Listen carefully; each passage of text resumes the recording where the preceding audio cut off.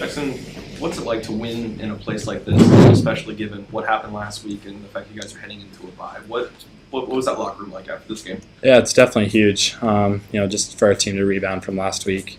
We felt like it got out of hand because of just the mistakes that we made, not anything because of what they did. So it was huge coming into this week that we, prepared the best that we could and, get a big win going into the bye week because, about the atmosphere, this is, for me, a place I've wanted to play my whole life. So, and I'm sure it's the same for many others on our team. So we were all excited, and we just wanted to come out with a win. How big was it getting Zach, even what he could give y'all, just having both guys back there behind you? Yeah, it's huge. We have the best running back room in the country. So, each guy can do different things, and, they're so versatile, just, their abilities, what they can do on the field. So, when you're able to, take Q out for a little bit to get him a breather and have a guy like Zach in, or take Zach out for a breather and put a guy like Q in, it makes it really easy for our offense to move the ball, and they're just such electric players, so it's really fun to be out there. Q on his birthday had a big game, surpassed 1,000 yards for a season. Just y'all running out of things to say about him each week. I mean, what he continues to do. Yeah, I feel like he does something new every week. I was so hyped when he hurdled.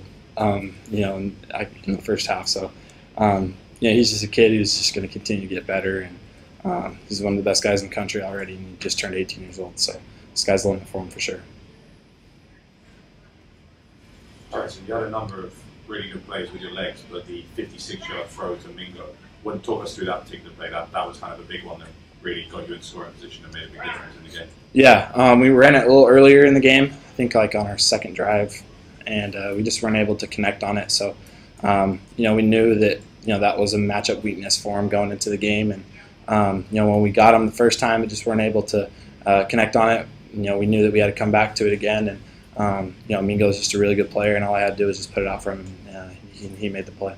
What does it mean for you guys as players when Kiffin's willing to run out all the way onto the field to jaw with the refs a little bit to make sure they pick up the flags? How do you guys respond to something like that?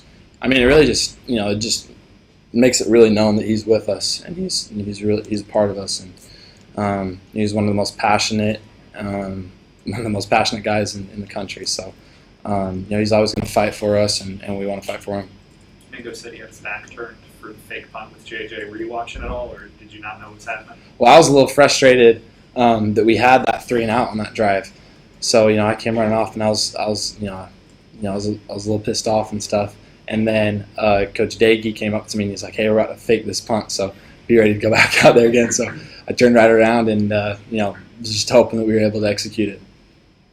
How big was it for y'all to watch that defense in mid to second quarter and most of the third finally kind of click something and shut down that offense? It was huge. It was huge. Just how they were able to respond after the first two drives, and I thought they played excellent. Really, the rest of the game, they had a few big plays, but other than that, they really stepped up big for us. And for an offense, when it takes you a little bit to get going, and your defense is able to have your back and get you a few stops to just help the offense get in rhythm, it's really huge. You had those two drives in the third quarter where you guys were pinned really deep and turned them into touchdowns. What do you say before drives like that to get guys going? I think our guys view it as just an opportunity to get more yards on the stat sheet. So. We don't really care where we get the ball. We feel like we can score in any part of the field. So, we're always just excited to go out there. Talked about the environment last week at LSU, and then obviously this one as well, back to back. For you, first time in these places, what do you kind of do to kind of settle yourself, calm yourself before you go out for that first time? Yeah, I think LSU last week was probably the biggest game that I've ever played in. There's a lot of learning experience for that. So. I thought it was a huge opportunity for me to rebound and make some corrections in my game going into this week. And, I felt way more comfortable and, just because of my experience. So, I felt really good out there today. What have you learned about this team in the last week or so after that loss to now? I just don't think that, we never, give up hope. Those times that we're down or, one side of the ball is not really clicking as well. We'll stay together, and we always have hope that we're going to somehow, some way, find a way to win the game. When do you let yourself start thinking about Bama? Tomorrow. Yeah.